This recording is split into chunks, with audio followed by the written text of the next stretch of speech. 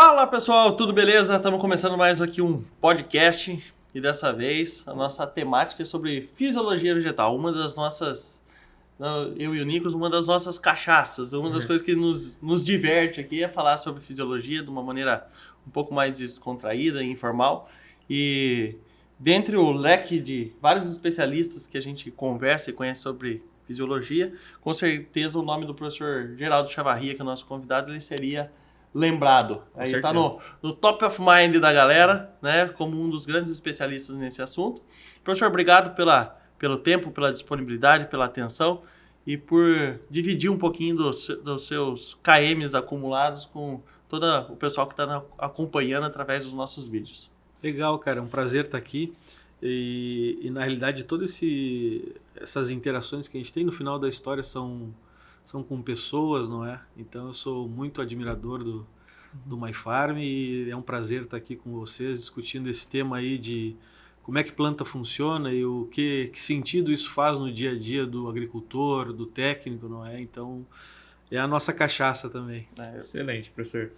E, prof, apesar do senhor ser muito conhecido, o senhor já tem muitos trabalhos, ser organizador de diversos eventos, né, professor? Para o pessoal que ainda não conhece o senhor, conta um pouquinho para a gente de quem que é o Geraldo Chavarria, como que foi seu histórico profissional, né? Por onde você passou, como é que funcionou isso? Cara, eu sou do sul do Rio Grande do Sul e eu sempre trabalhei com fisiologia vegetal, desde a graduação, só que na região onde eu estava, na região de Pelotas, eu tinha muita afinidade com fruticultura. E até um certo momento eu pensei que a minha vida fosse lidar com uva, com pêssego, não é? Então eu fiz toda a minha graduação e pós-graduação no Rio Grande do Sul, não é? Tive um período também na França fazendo um aperfeiçoamento, sempre com fisiologia, a ecofisiologia da produção, com alguns níveis um pouquinho mais aprofundados, mas olhando sempre para o que a gente chama lá do metabolismo primário. Fotossíntese, respiração, beleza. Aí acontece que quando eu acabo o meu pós-doutorado na URGS, acabando, aparece ali uma vaga para um concurso na Universidade de Passo Fundo. E aí eu vou lá para o Planalto do Rio Grande do Sul, onde é o maior PIB agrícola do estado, onde grãos têm uma relevância absurda. E aí, embora eu tivesse lá minha relação com arroz lá no sul do estado, quando eu chego com essa bagagem de fruticultura, que era a minha paixão, eu vejo ali que até um certo potencial, cheguei a pensar em plantar uva em Passo Fundo, cheguei a comprar uma área para plantar uva e tal, mas eu me direcionei para os grãos. Aí começamos a olhar para a canola, para o trigo, para o milho e para a soja, que é outra cachaça minha, que aí nesses 15 anos aí de história ali na Universidade de Passo Fundo foi onde eu gastei energia em escala, embora lá tivesse a canola que me chamasse muita atenção, o trigo que ganha o espaço em escala no Cerrado, mas eu falei assim, eu tenho que lidar com soja, porque gerando informação de soja aqui, eu tenho potencial para trabalhar no Mato Grosso, no Paraguai, na Colômbia, na Argentina, e aí a caminhada ela vem por aí. Fisiologia está lá desde do segundo semestre da graduação, não é? Então sempre foi esse o meu universo de medir fotossíntese, de entender a alocação de reservas, criar relações com manejos como um todo, mas dentro dessa caminhada, nos últimos 15 anos efetivamente que eu vou para os grãos, que é o meu primeiro emprego, né? A Universidade de Passo Fundo, que eu sou muito agradecido a ela. E aí eu venho com essa pegada da relação, e aí eu vejo, inclusive sou muito grato a esse negócio porque assim, quando a gente vê um produtor de HF e um produtor de grãos, cara, a maneira que ele vê e que usa a fisiologia é muito distinta, né? Nos últimos anos que fisiologia passa a ter uma importância, a importância sempre houve, mas assim, de enxergar o valor disso, né? Então eu trouxe muita coisa da fruticultura, essa pegada aí, cara, pros grãos. E o que você fala é muito verdade, né? Porque assim, talvez eu esteja errado, mas o produtor do HF, ele é um cultivo muito mais sensível. Então parece que a fisiologia tem a ver com a sensibilidade da cultura, né? Soja hipoteticamente. É um isso, cresce em qualquer lugar, aquele negócio assim. E, pô, isso aqui é HF, cara. Vou tratar isso aqui né, que nem um bebezinho. E acho que ao longo desses vários anos, nós vimos uma transição, que é um ponto realmente importante. Eu tenho 10 anos de atividade comercial, profissional, né? E eu já sou de uma geração que a empresa já não era visto mais como uma picaretagem, uma empresa de fisiologia e nutrição. Você já antecedeu, você já pegou e falou assim, ó, tiveram algumas empresas que, assim, ó, no começo, ó, isso aqui é picaretagem, isso aqui é água de batata, aquela conversinha, o cara dava até risadinha, né? Sim. Então você abriu uma palestra e falou assim, hoje eu vou falar sobre água de batata. Então assim, você já entendia, todo mundo sabia do que você ia falar. E não é, né? E com o passar do tempo as coisas foram mudando. Não é isso? E eu acho que boa parte dessa transição de trazer do HF para os cultivos anuais, como soja, milho, feijão, algodão, etc., ele passou por uma transformação que veio da indústria.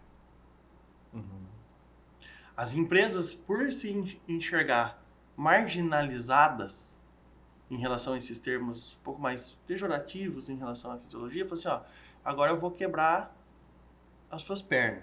Porque é o seguinte, começou a vender fertilizante foliar em pó. E aí onde que tá a água de batata? O cara começava a ter o tato. Ele falou assim, ó, eu tenho um produto que ele parece a ureia que eu recebo, ele parece o KCl que eu recebo na fazenda, e isso aí começa a desmistificar. Por outro lado, as empresas de vanguarda desse segmento também intensificam e começam a estruturar os seus departamentos técnicos, os seus desenvolvimentos de mercado. E isso daí foi, acho que, um grande alavanca para ter migrado de um cultivo mais sensível. Você tem essa visão também, Tio Barri?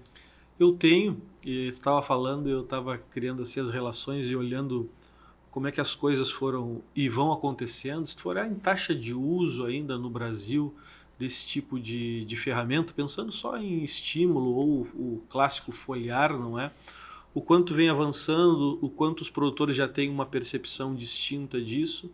Mas uma coisa que também está nesse meu desafio, que é essa minha bandeira, que é o Fisiologia no Campo, que é trazer a fisiologia para o campo, é o seguinte, por exemplo, hoje eu faço muitas atividades com algumas companhias que elas não vendem nenhum produto, nenhum foliar em específico, nenhum hormônio, nenhum elemento mineral, são lá da proteção, mas elas me chamam para me levar no sementeiro X, Y, Z, no produtor tal, para falar de fisiologia e para criar as relações. Por exemplo, às vezes se tu pegar um triazol e uma estrobilurina, fazer uma aplicação pontual e fazer uma avaliação de distância até a primeira pústula de ferrugem, o quanto aquilo se movimentou, o mais comum nos nossos estudos, 2,5 cm. Agora, essa é a situação quando eu tenho na condição de capacidade de campo. Quando eu tenho uma limitação de movimentação de água na planta, o que era 2,5 foi para 1,2. E às vezes essa condição ela está lá na disponibilidade de cálcio, de fósforo, no sistema radicial, compactação.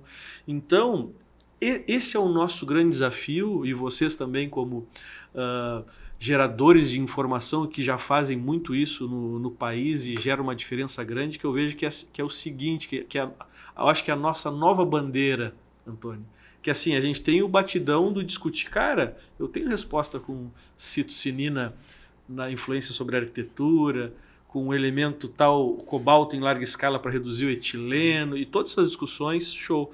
Mas um desafio que a gente tem grande é mostrar para o cara que da multi, que vende fungicida, inseticida, herbicida, que ele vive de fisiologia também e que ele tem que ver, e isso tem que estar na pegada dele. Cara, esse triazol que está fazendo na flor logo agora, com esse baita fluxo de florada, cara, isso aí tem uma relação hormonal, isso aí impacta em giberelina, isso pode derrubar a flor, tem mais estresse oxidativo. Então, quando a gente ir para esse outro nível e trazer essa turma para o nosso jogo também, o cara abre a cabeça. Então, esse é um gargalo grande que a gente tem ainda e uma caminhada bacana nesse cenário. Que legal isso, professor. Eu nunca tinha ouvido falar isso, por exemplo. Assim. Tem uma pergunta técnica sobre o que você falou, só para ver se eu entendi. Porque você falou que, por exemplo, você aplica o triazol e ele pode se movimentar 2 centímetros e meio na planta numa capacidade de campo, mais ou menos, né? Isso, aí nós vamos entrar, Nicolas, na questão do coeficiente de partição. O quanto o composto ele se dá mais com água ou com gordura. Aí isso vai definir se ele se movimenta mais ou menos. Nos estudos mais comuns que a gente faz, assim, a gente faz de uma forma bem simplona. A gente aplica em 1 centímetro quadrado, num folheto de soja, em ambiente protegido, gera uma pressão de ferrugem no intervalo de 24 horas. 21 dias depois, avalia a distância da primeira pústula. O mais comum nas misturas triazol e estrobilurina, 2,5 centímetros. Às vezes, aí claro, a estrobilurina se movimenta menos, o triazol se movimenta mais. Na linha de controle, esse é o mais comum. Aí depois a gente começa a criar relações com disponibilidade hídrica, relações com fertilizantes. A gente tem um trabalho apresentado nessa linha, num congresso de fitopatologia há alguns anos, da relação do nitrogênio foliar com a mobilidade do fungicida, melhorando a capacidade de controle de ferrugem. Então aí entram essas relações. Mas a questão técnica bem básica para lembrar para o nosso público aqui é que a interação química entre água e gordura vai fazer que ele se movimente mais ou menos.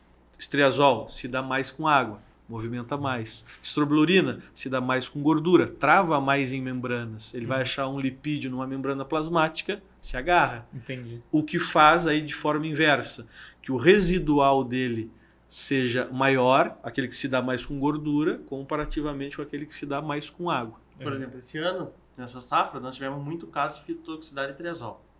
Muito. Principalmente no cerrado.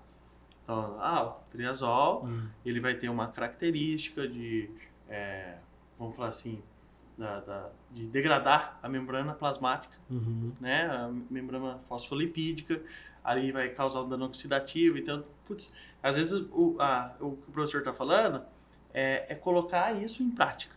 Ele entender, falar, cara, por que eu tive mais fito de triazol esse ano? É um ano seco, baixa disponibilidade hídrica, tá certo? Eles brincam, né? O triazol é um fungicida quente, que atua diretamente na membrana fosfolipídica, causando travamento celular e é isso aí. Agora é o seguinte, como é que eu mitigo isso? Aí vamos usar o processo. Que tipo de óleo que você vai colocar? Qual o volume da taxa de aplicação? Então, várias ferramentas que ele consegue executar no dia a dia que tem embasamento na fisiologia vegetal. Inclusive o uso de nitrogênio que ele falou, né? Inclusive, Exato. entre outros fatores. Porque assim, a gente precisa lembrar que uma relação, por exemplo, de fitotoxicidade tem a ver com o quê? Fator planta. Tem a ver ou não tem? Então, uma fitotoxicidade no dano vegetativo ou reprodutivo. É maior, assim, qual que eu posso ter um impacto maior ou menor? Ponto. Ambiental. Se eu tiver a condição de umidade, eu tenho disponibilidade ou não tenho? Então, outro pilar. Fator produto. Qual é o coeficiente o KW do produto? Normalmente a gente tem KW mais definido, mais conhecido para herbicidas. Sim. Mas fungicida também tem. Né? Então tem o fator produto. E também tem o fator tecnologia de aplicação. Qual que é o volume de taxa de aplicação que eu estou fazendo? E dependendo, obviamente, da quantidade de quanto tempo, da intensidade do estresse e da frequência, ele vai apresentar um sinal maior ou menor. E aí o professor transfere essa responsabilidade e fala assim, beleza, até aqui eu te expliquei tudo o que vai acontecer.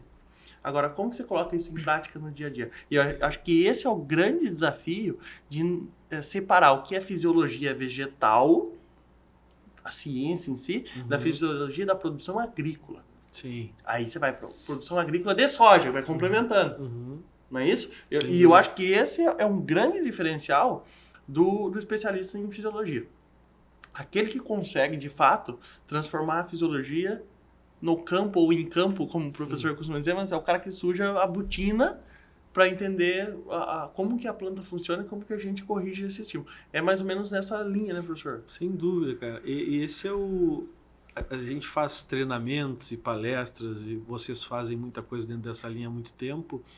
E essa é a grande bandeira, né? Que é, cara, beleza, eu entendo como é que a planta funciona, mas como é que eu levo isso para o dia a dia de forma efetiva? Tu falaste de vários aspectos relevantes e aí eu colocaria mais algumas questões, a própria entrada na folha. Por exemplo, a gente tem estudos assim, cara, se a temperatura da folha tiver entre 30 e 32 graus e eu entrar com um prote ou com um tebuco, a chance de dar toxidez com perdas, não é? Porque lembrando que fitotoxidez tem níveis distintos, né? Sim. Às vezes eu não tenho nenhum efeito visual e eu perco 2 flores de soja. A gente tem um estudo com uma aplicação de um próteo numa situação de 2 semanas e meia sem água no Rio Grande do Sul.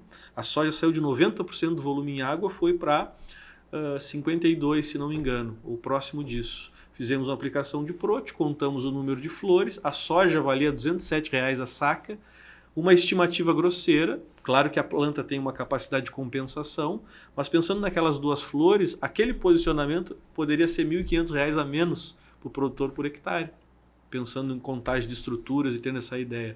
Então, só essa questão da entrada, os aspectos que tu falou muito bem, da volume de água, o estágio fenológico da planta. Outra coisa importante, condição nutricional. Na maioria das áreas que a gente tem o projeto de consultoria aqui, o Fisiologia no Campo na 163, cara, a quantidade de áreas com deficiência de cobre é absurda. Uhum. Áreas de alto potencial, inclusive áreas que tem cultivo de algodão e que a turma no algodão faz aplicações pesadas de cobre no sistema, e lá na soja eu estou vendo que ela está passando fome desse elemento. E aí esses elementos como cobre, manganês, esses elementos que a gente chama aqueles elementos de transição, né, que recebem do elétrons, esses elementos são cruciais também para a planta ter essa capacidade de se defender. Aí eu já estou falando de relação de produto que eu estou aplicando e o custo disso, e agora eu comecei a criar relação com nutrição. Sim. E isso é sensacional porque é o seguinte, um dos cultivos que eu, na época de gerência técnica, essas coisas assim, eu tinha uma afinidade e gostava muito de feijão. E o feijão é um cultivo muito sensível, né? Folha, várias estruturas muito... E aí nós tínhamos ocasiões, professor, tipo assim, às vezes recebia a foto de uma fitotoxicidade e falava assim, Antônio, o que aconteceu aqui? Vocês entraram aplicando alguma coisa? Isso não entrou com nada. E como é que você explica uma fitotoxicidade Do nada. onde você não foi feita nenhuma aplicação? Isso é lógico, qual que é a primeira coisa? Coloca a culpa no vizinho. Alguém aplicou, residual, entendeu? Aí você vai pesquisar e descobre sobre oxigênio singleto. Feito às vezes por nível de radiação. Alterou uma estrutura dos elétrons lá, gerou uma espécie reativa de oxigênio por radiação e não aplicou nada, cara. E aí, como é que você vai a fundo para você, né, o diagnóstico, entrar e descobrir sobre algo que, assim, às vezes você acha que você fez tudo errado, mas não, cara, é um padrão, às vezes, da planta, que mediante uma condição ambiental, ela respondeu dessa maneira e te apresentou um sinal. Então, olha que desafiador e curioso que é a fisiologia, né? Porque, assim, algo que não é esperado, né? Sem dúvida. E é um sinal parecido com o mesmo sinal que ela daria respondendo a uma fito, né? Uma fito de outra coisa. O que é um dano oxidativo. É. E aí, professor, quando você faz essa questão, é o seguinte, o professor Pazetti, ele comenta sobre isso, ele fala assim, que nós não podemos deixar para a nutrição o que é papel do fungicida, e nem para o fungicida o que é papel da nutrição. No entanto, nós sabemos que plantas bem nutridas, né, tendem a aguentar mais desaforo. Né? Fala assim, sem o dúvida. cara tá bem nutrido, ele fica menos doente. Sim. Né? De uma certa maneira. E a gente sabe que com o advento, o avanço, antigamente você só falava de citocina, inoxina, etileno, etc.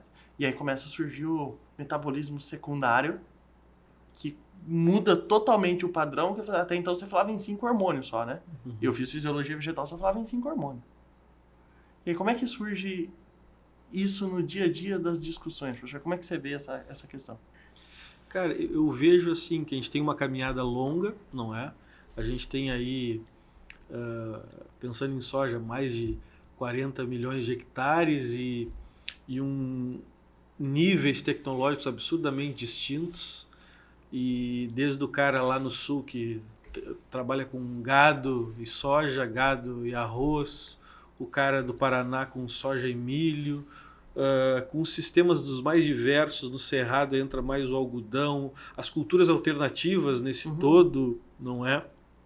Então a dinâmica da turma no Brasil, com esse país continental, ela é muito diversa. Só aí já tem um caminho longo para se trabalhar essa fisiologia para que isso se volte para o dia a dia.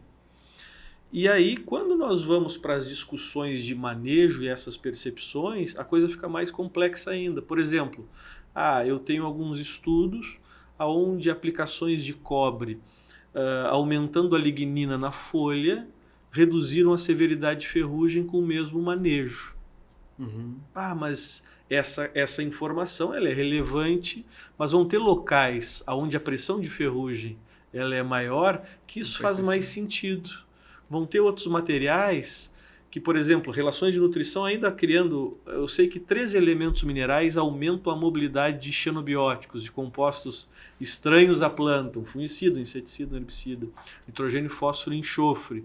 Isso está no jogo. Então, olhando só para esse xadrez dessas relações, eu já coloco 2 coisas na mesa. Uma é que nós temos um país continental com uma variabilidade absurda de conhecimento técnico e demandas. O outro ponto é que a gente vem avançando, e como tu bem falou, cara, eu olhava antes, era auxina, citocina de berelina, ácido abscísico e etileno, acabou. Mas agora a gente começa a falar de poliamina, agora a gente vê que ácido salicílico tem uma relação importante. Aí o nosso papel é tentar transcrever isso para o cara enxergar. Isso que eu ia te perguntar, professor. Como é que você pega uma ciência tão complexa como é a fisiologia e transforma né, isso em algo mais simples? Porque, cara, não é fácil fisiologia vegetal. Ele tem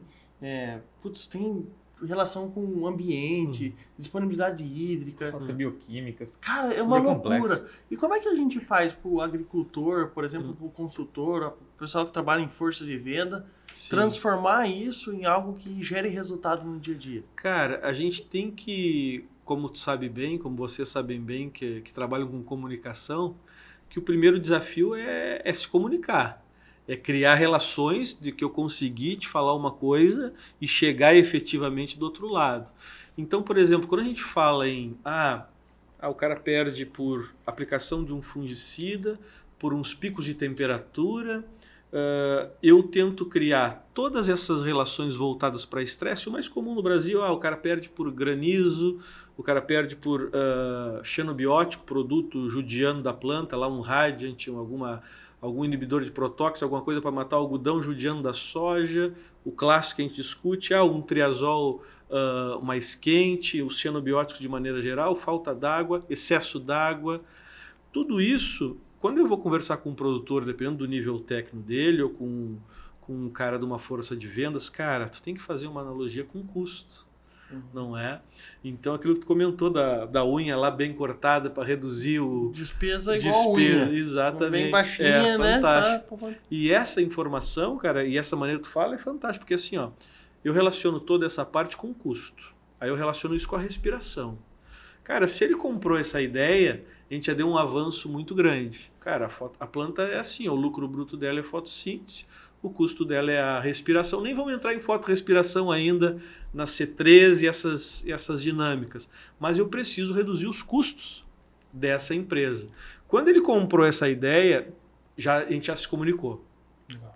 Agora, a partir dali, dependendo do nível técnico dele, eu vou começar a falar sobre estresse oxidativo, que sai um elétron daqui e se associou ao oxigênio, já é o oxigênio, o superóxido, e aí eu vou criando relações e vamos ver até onde vale a pena também esse aprofundamento, porque às vezes só o entendimento do cara que ele tem que reduzir o custo da planta, ele já comprou a ideia e nós vamos estabelecer estratégia de manejo para isso. E quando eu falo estratégia de manejo, não obrigatoriamente é aplicar o foliar X ou Y, é às vezes aplicar à noite numa condição que judie menos na planta, achar essa determinada não janela, aplicar, não seca aplicar. Terrível, cara, não aplica.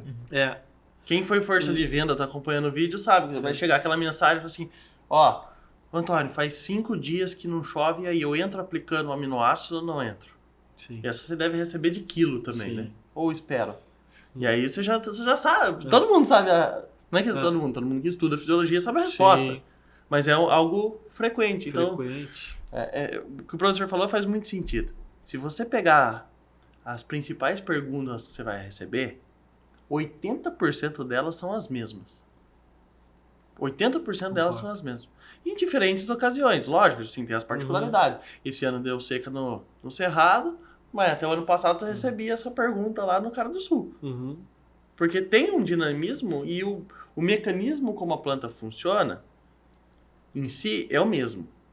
Planta é planta, mas ela responde diferente conforme o ambiente, os estímulos que ela tem.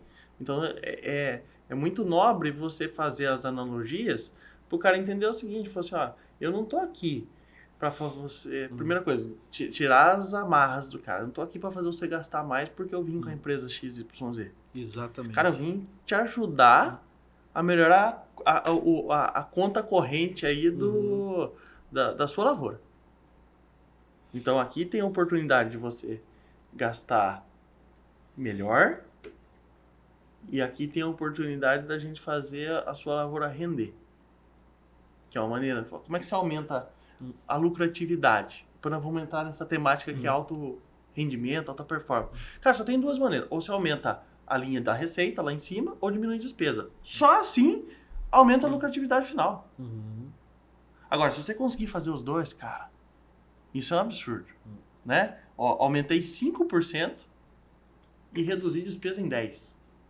15% a mais de rentabilidade.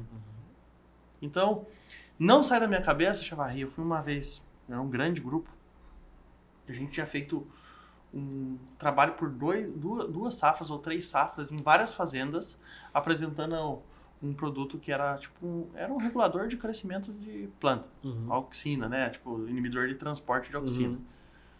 E aí a gente foi lá, foi apresentar para o diretor da empresa, o diretor agrícola, e aí ele chegou e ele falou assim, Antônio, você não precisa provar para mim que o seu produto funciona. Meu gerente acompanhou, eu tô vendo aqui, ó, que deu 4 sacas nesse aqui, deu 9 sacas nesse, deu tanto, não sei o que, papapá.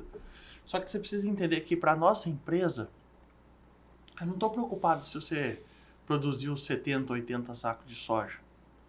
E eu preciso saber quanto que sobrou na última linha.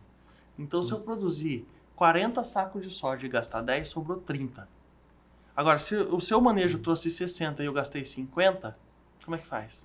Como é que eu tomo a melhor decisão? Porque é o seguinte, se eu fizer o compromisso com você e que nós vamos gastar 50 sacos de soja, eu tenho que te pagar, não tem?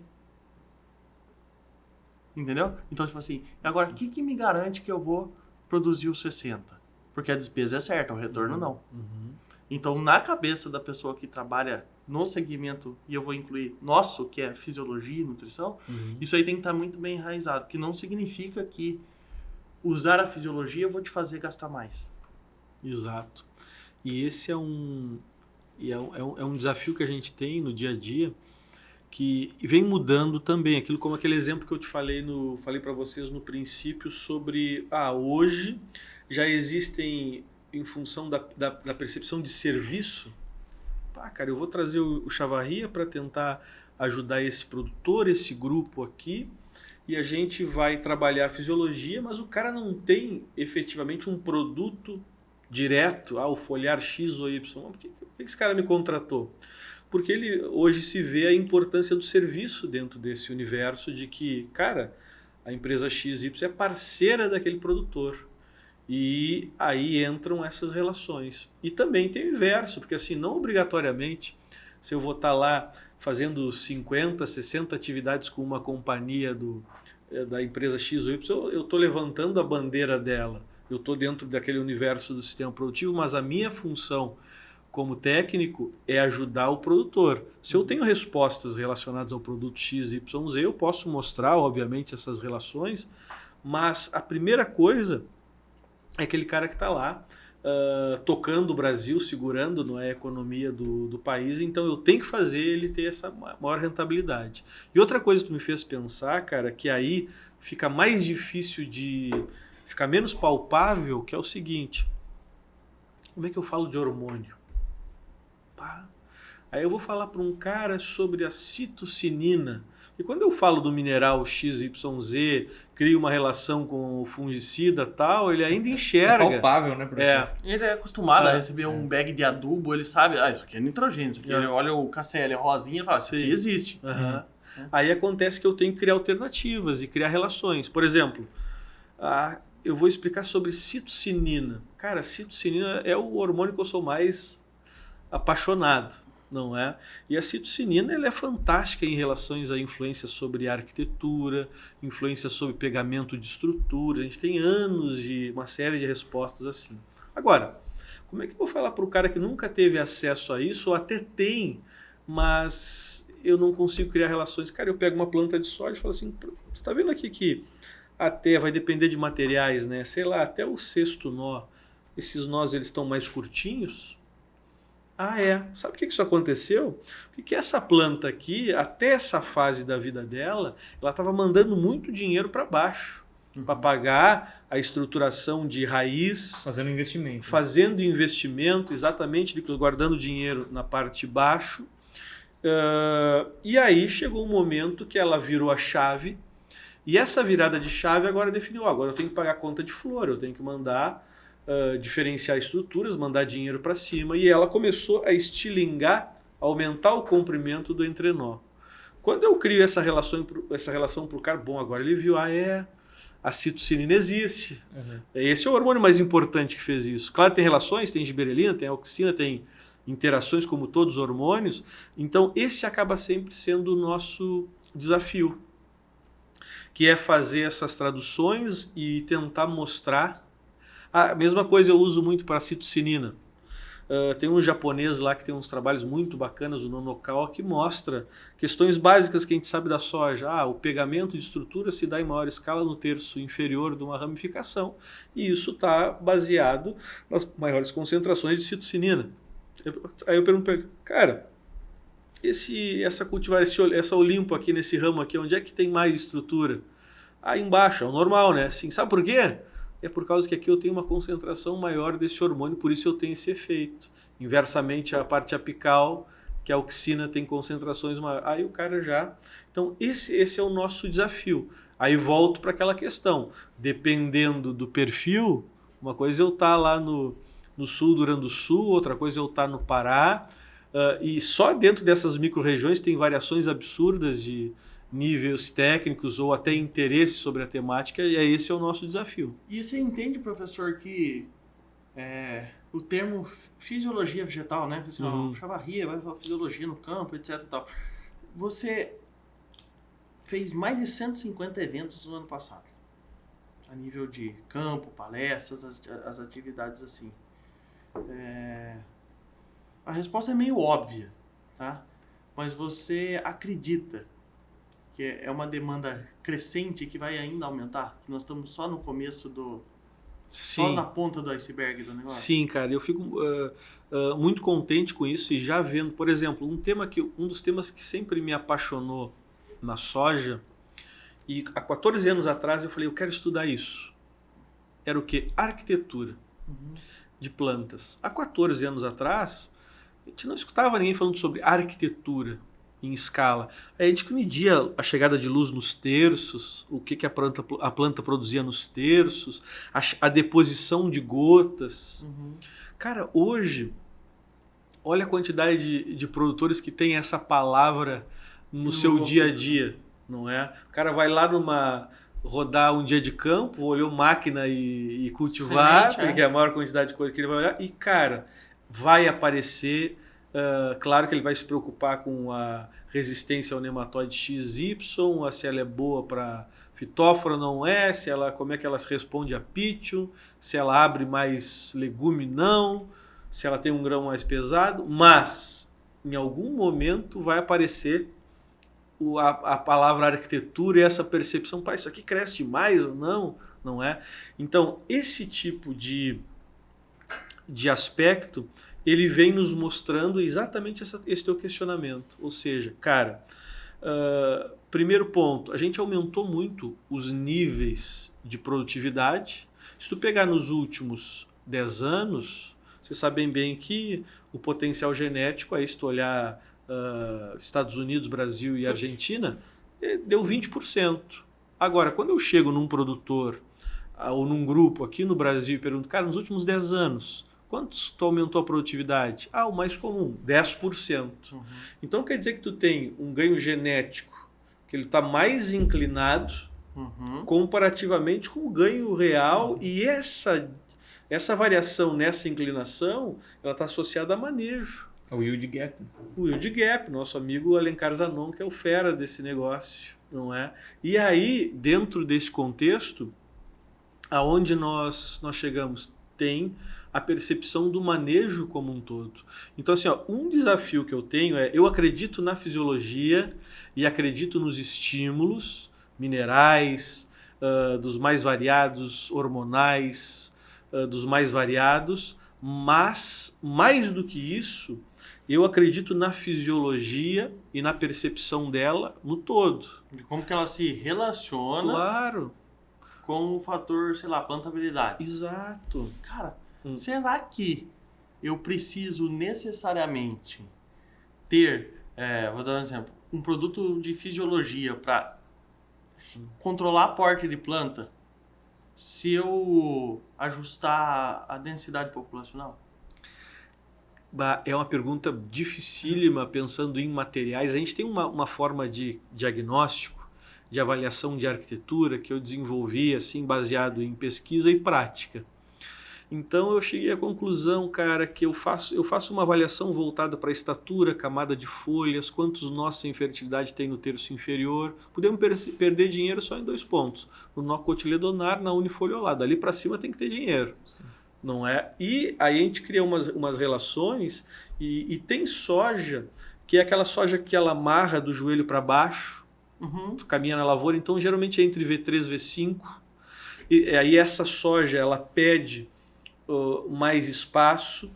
Existe aquela soja que ela é mais, vamos dizer assim, grosseiramente falando, mais molengona, do meio para cima, que tu chega lá no R5.1, tu arrancou no início do enchimento de grão, tu arrancou, aí tu olha, o meio dela tá mais molengão, assim, aquela que se acomoda em cima de outra planta. Aí, às vezes, eu preciso criar toda essa estratégia de avaliação, que ela parece ser muito complicada e não é simples, o passo a passo que a gente tem, mas isso serve para te dar essa percepção de estratégias. E aí eu te digo o seguinte, vão ter materiais que eu gosto de estimular na parte de baixo e ele vai entregar em maior escala. Pego lá no sul do Brasil um Zeus da vida, pego no Cerrado um Olimpo. Agora existem materiais que do meio para frente eles têm outro desafio, outro comportamento. Perfeito. Então, não obrigatoriamente para o alto potencial, eu digo que só a situação de espaço não é o suficiente. Aí eu posso ir para outros níveis, mas não como uma modulação da arquitetura, mas sim já com uma influência hormonal voltada. Cara, eu aumentei o espaçamento, sou muito entusiasta dos 60 centímetros em muitas situações. Não tem, eu tô andando numa lavoura em R5.1, ela não está tramando. Para mim a soja de alto potencial é essa que tu caminha passeando, não é que ela tem que fazer força para te movimentar ali. Agora eu tenho outros desafios. Cara, assim, por exemplo, os nossos primeiros estudos com a cultivar lá no passado, há uns 12 anos atrás, Apolo, no Rio Grande do Sul. Essa soja produziu num talhãozinho aqui experimental 100 sacas. Parcelinha. O que ela tem diferente? Ela tem 400 nós férteis no metro quadrado. Ela pesou quanto? Cada nome deu 1,5 grama. Então, aí eu vou começando a criar essas relações e essas percepções da onde estão esses desafios. E aí a coisa começou a tomar uma proporção, e o que a gente viu lá no passado e hoje mais ou menos ainda fica nesse cenário? Um sojão de alto potencial aborta 30% das flores. De alto potencial, estou falando de sojão de 100 sacas. Não é? Então, aí eu já não estou mais falando de modular a arquitetura, mas sim de pegar o dinheiro que essa planta construiu e tentar colocar 1, 2 flores a mais nesse meu sistema. Com certeza. E aí já não estou falando de, quer dizer que tu disse agora que não vale a pena fazer uma ação hormonal para modular a arquitetura em todos os materiais, se eu estiver muito bem alinhado com genética e a condição espacial? Sim, mas aí talvez não precise. Mas aí essas ações que essa planta que eu fiz ela gerar mais dinheiro, agora ela vai pegar esse dinheiro e o nosso desafio é transformar isso em flor, transformar isso em fruto. E o modelo de fazer isso é justamente mudando a concentração e a relação entre os hormônios, né, professor? Por ele ser um direcionador dos recursos nesse caso. Exatamente. Claro que a genética faz isso muito bem há muitos anos, que à medida que tu vai selecionando um material que ele tem uma capacidade de carga maior, tu está selecionando por relações hormonais, tu não sabe. Resposta à bioestimulação. Exato. Eu falo porque assim, como eu trabalhei bastante também com fisiologia, não a nível de pesquisa como professor, mas muito mais quando eu já tinha passado essas etapas de validação, a gente chegou a fazer uma época um trabalho que nós plantamos acho que 7 variedades lado a lado e entrava aplicando transversal, fazendo repetições. E aí você observava lá que existiam variedades de soja que simplesmente elas não respondiam à bioestimulação na carga que você colocava. Você falou assim, dobra a dose, dobra a dose, dobra a dose. O padrão era o mesmo. E isso não significa que ela produzia pouco, tá? Né? Não respondia aquele estímulo específico. Específico aquele lá, falou, tentar regular o porte dessa planta aqui, você não consegue. Pelo menos naquela condição onde a gente estava comparando o comportamento de variedade. Outras, por exemplo, se você colocava a dose, né, padrão, cara, ela travava que não saía do chão. E então existia numa mesma situação, todo mundo plantado no mesmo espaçamento, essas coisas assim. Se observava o quê? Não é definição, né? A gente tomava muita sensibilidade com isso, porque criava padrão de referência. Você está falando de uma vou tentar dar desafio, que era plantada, muito plantada, né, no cerrado. Ó, desafio tem isso aqui. Essa daqui tanto. E aí você olhava às vezes a planta só na parte de cima, mas também tinha as coisas que você não via. E como é que era o comportamento da aplicação de um produto no início do desenvolvimento para travar em relação à raiz. Imagina você aplicar um produto que inibe o transporte de auxina e você aplica ele muito cedo na época que o investimento é na raiz. Qual que são as consequências disso lá na frente? Então o que o professor falou é fundamental para o bom entendimento. Porque assim, o que você vai olhar? Eu estou falando de regulador de porte da planta, então eu vou lá e analiso o quê? A altura da planta. Né? Mas, cara, tem um mundo de coisas para você analisar. Quanto de que eu reduzi de área foliar, né? Então tem um balanço entre auxina e citocinina, coloração da planta. Como é que muda a questão da taxa fotossintética da radiação? E professor, conta para nós, porque você é um grande difusor de conhecimento, né? O professor realiza um dos eventos aí da fisiologia ao longo do Brasil, Fisiologia no Campo. Explica um pouquinho para nós sobre o nosso evento, o que podem esperar para essa edição aí do ano de 2024. Legal, cara. Assim, esse é um evento que a gente começou faz pouco tempo. Eu tenho essa bandeira da fisiologia no campo, sempre foi essa ideia, não é? De trazer a fisiologia para o dia a dia. Eu sei que ela está lá, a planta precisa funcionar, isso está acontecendo, mas o nosso desafio é isso que a gente comentou, que é como é que nós podemos agora transformar isso ou fazer, como o Nicolas comentou, em algo palpável. Não é? Perfeito. E aí a gente atua e participa dos congressos de fisiologia, admira muito todo o andamento dentro da lógica científica, mas só que na lógica científica, na academia, nós temos que gerar muitas informações básicas, são cruciais e importantíssimas para serem discutidas nos congressos das áreas, mas eu preciso também traduzir um pouco disso. E aí surge a demanda de fazer isso que a gente faz no dia a dia, que é trazer profissionais, trazer amigos para falar sobre a fisiologia em diversos patamares. Então a Sociedade Brasileira de Fisiologia, ela nos apoia no Fisiologia no Campo, quem nos deixa muito contente, que é a nossa base, não é? E a gente traz profissionais para discutir essa fisiologia de forma ampla. Então, por exemplo, tem lá o meu amigo Madalosso, que no segundo Fisiologia no Campo ele foi falar de fungicida e as relações de estresse, problemas relacionados a fito. Chamamos lá o meu amigo Arbex lá para falar sobre plantabilidade e criar essas relações com o funcionamento de planta, não é? E agora nós temos aí a terceira edição, 14 e 15 de agosto, em Foz do Iguaçu, e a gente está muito contente. Do exterior temos 3 colegas, temos o Michał Zlota, da Polônia, para falar sobre bioestímulo. Ele já participou do primeiro de forma online, agora vem presencialmente. A gente tem uma amiga que é a Vitória Fernandes, da Espanha, que é uma fera, não é uma fera na parte de absorção foliar.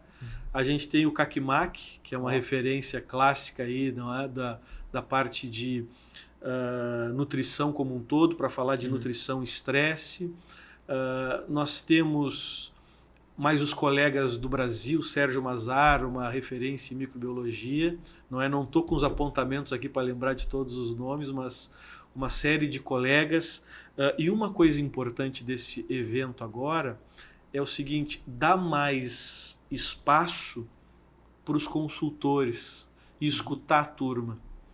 Então eu chamei um amigo, que é o Sérgio Abud, da Embrapa, para a gente discutir os temas. Tem lá a palestra, temos lá o Lavres, que vai falar sobre relações de nutrição e métodos de avaliação. Temos o Kakimak. Agora vamos chamar aí o Inoi lá da Bahia para trocar uma ideia e discutir essas relações do que a gente acabou de falar e tentar trazer isso para o dia a dia. Então esse é um desafio que a gente está tentando colocar em prática agora para essas próximas edições, e esse é a nossa bandeira.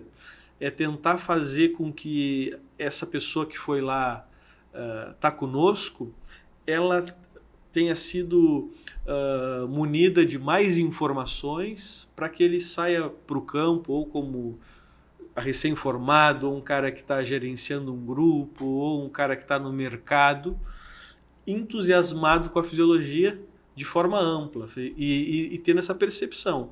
Eu não tenho dúvidas, por exemplo, sobre a importância dos estímulos. Não é? Vou te dar um exemplo. Nós fizemos um trabalho para a Associação dos Produtores de Semente do Rio Grande do Sul em 2012 e 2013, com o boom do TSI, que a preocupação do sementeiro era o seguinte: cara, eu vou colocar um produto 120 dias na semente. Se der pau, quem é que paga essa conta? É o cara que vendeu o produto ou é o sementeiro? E nós estudamos uma série de produtos, trouxemos uma série de empresas para a nossa parceria, 2 anos, 3 locais, fungicida, inseticida, biológico, micro, etc. E uma coisa que nós vimos, que não era o nosso objetivo, que na média do bioestímulo nós entregamos 4 sacas. Não é? E não era o nosso foco. Então, uma coisa que é muito clara: TS e fluxo de florada, esses são os maiores momentos de importância para influenciar uma planta de soja, por exemplo. Então eu não tenho essa dúvida do potencial que a gente pode entregar, mas o que eu quero vender a ideia para vocês é que nós temos outra grande bandeira, que é o cara falar de nematóide e ele saber que ele está falando de fisiologia. Perfeito. E esse é o nosso grande desafio, que é uma coisa que vocês fazem com maestria aí há bastante tempo, que a gente, como parceiro, também está começando outras interações dentro desse mesmo cenário, que é, cara, tu botou o pé no campo, tu vai falar de fungicida, tu vai mexer, tu vai posicionar isso aqui, aquilo, cara, mas tu tem uma planta que está funcionando ali, uma empresa que tem lucro e custo, e eu tenho que colocar isso no meu jogo também. Perfeito.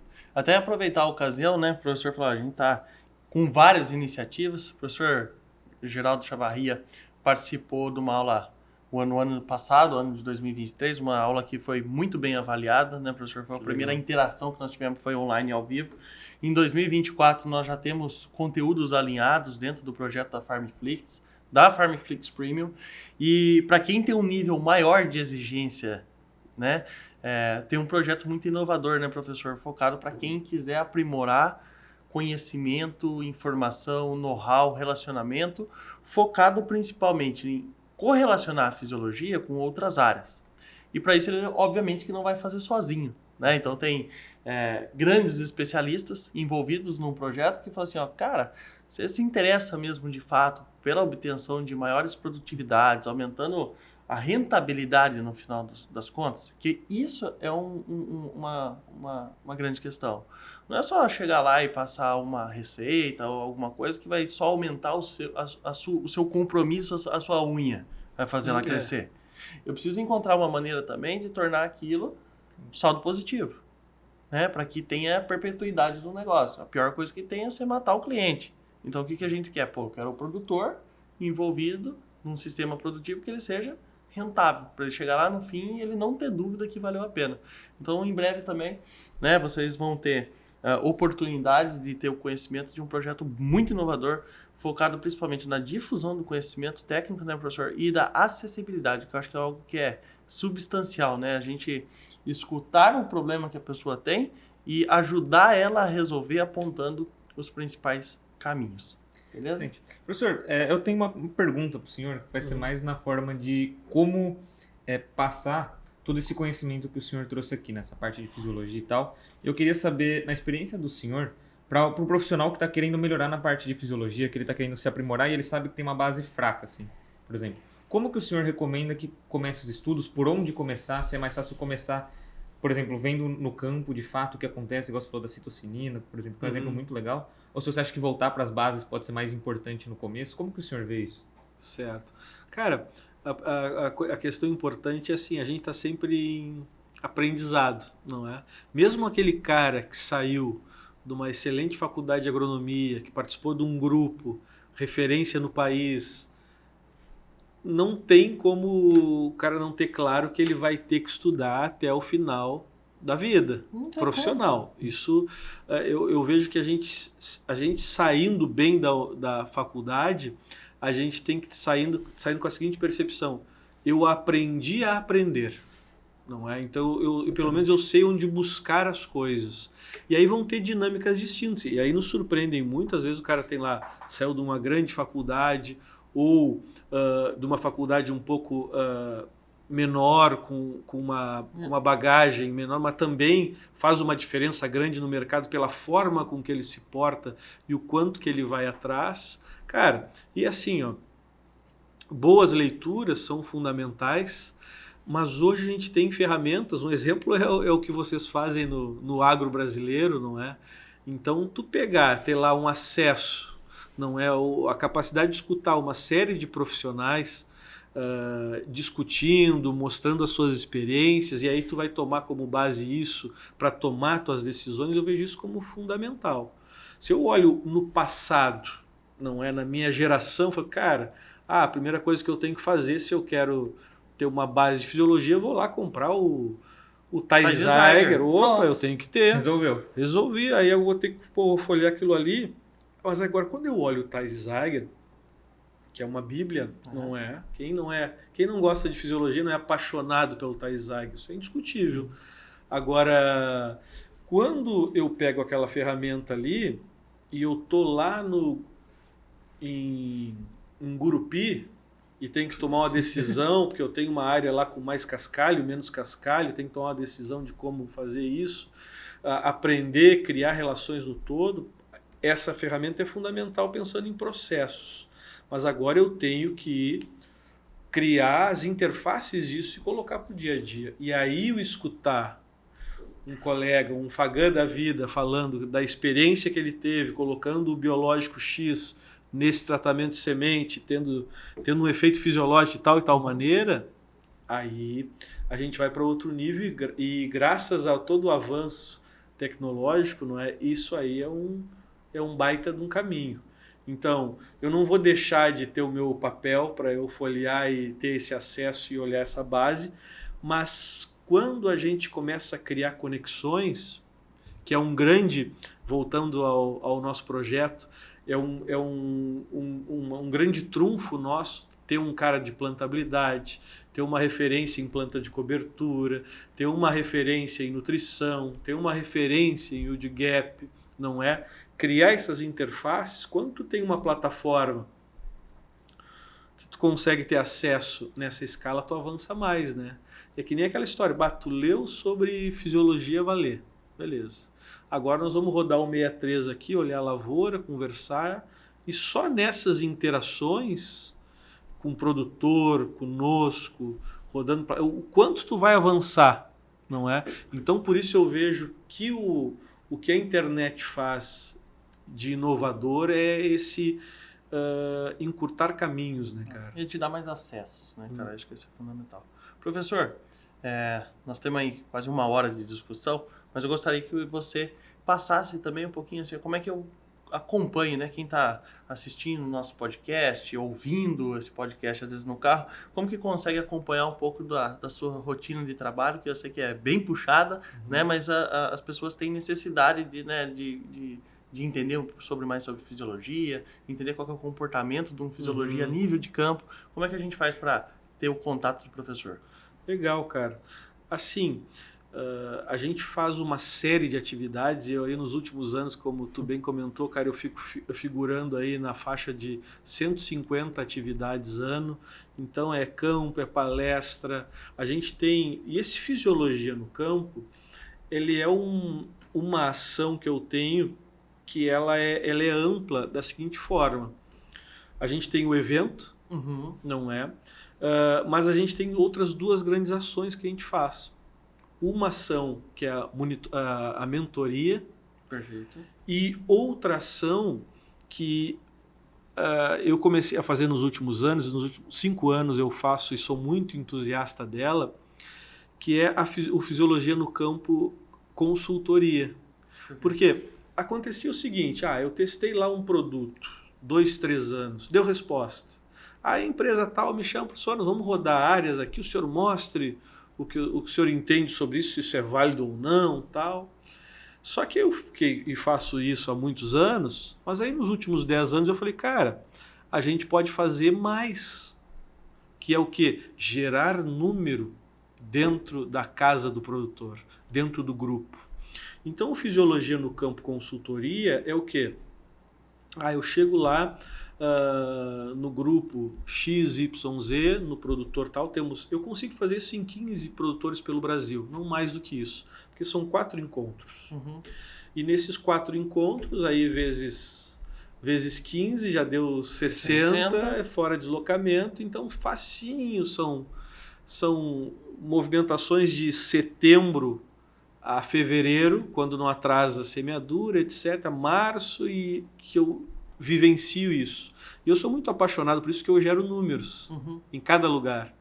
Informações de plantabilidade e relações com a fisiologia, informações com o estabelecimento como um todo, a FBN, informações voltadas para deposição de gotas, não como sendo lá um Felipe Moura da vida, que é uma fera em tecnologia de aplicação, mas eu olho a deposição de gotas por uma relação com a arquitetura. Sem dúvida.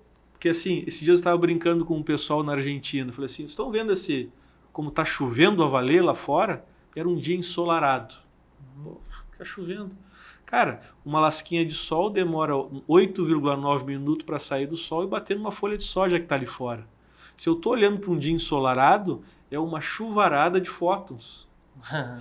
E aí, dentro desse contexto dessa relação, só para ter uma ideia, Antônio, no último Fisiologia no Campo Consultoria, do Rio Grande do Sul até o LEM, nós fizemos em 15 locais a avaliação de deposição de gotas nos terços.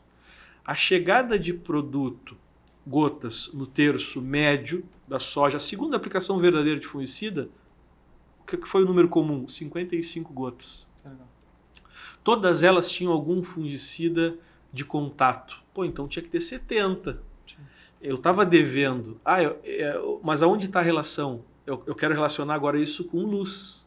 Então tu imagina que na segunda aplicação verdadeira de fungicida não chega produto como deveria e não chega luz na parte que está mais dinheiro para o produtor. E aí o Fisiologia no Campo a gente olha estabelecimento, arquitetura, deposição de gotas, coletamos folhas para ver o que a planta bebeu de nutrientes até esse ponto, abrimos trincheira, avaliamos perfil, química, física e biologia, relacionamos com raiz e avaliamos a produção.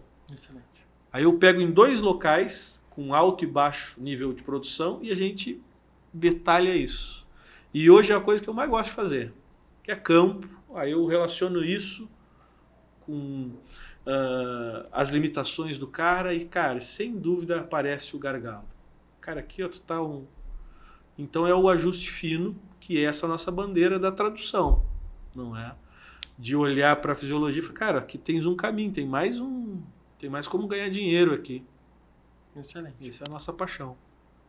Professor, chegamos ao final da nossa conversa. Gostaria de agradecer você obrigado, pela atenção, pelos ensinamentos. Cada vez que a gente senta aqui para fazer um podcast, tem muita ideia que aparece e realmente muito contributivo, acho que para todo mundo que se interessa por essa área. A MyFarm é uma entusiasta da fisiologia vegetal, né? Ao longo desses 4 anos aí, nós temos mais de 400 pessoas que foram impactadas de alguma maneira com... gostaria de entender um pouco mais sobre fisiologia. A gente entende que tem muito caminho para a pessoa continuar aprendendo. Então, professor, parabéns, obviamente, por tudo que você contribui dentro da área de fisiologia para todo o nosso território nacional e, na verdade, até fora do país. Mas, com certeza, é muito gratificante ter você por perto do nosso projeto da MyFarm Agro, ensina nas aulas de FarmFlix, no nosso projeto, vamos falar assim, visando as altas produtividades, em tudo que a gente faz junto. Obrigado, professor, pela parceria e obrigado, né? É isso, professor. Muito obrigado, é um prazer aí e parabenizo vocês, não é? Por o que vocês fazem aí pela agricultura brasileira. Muito obrigado. Obrigado a você, professor. Pessoal, acabamos por aqui. Agradeço a companhia de vocês ao longo desse episódio. Nos encontramos muito em breve. Valeu e até mais. Tchau, tchau.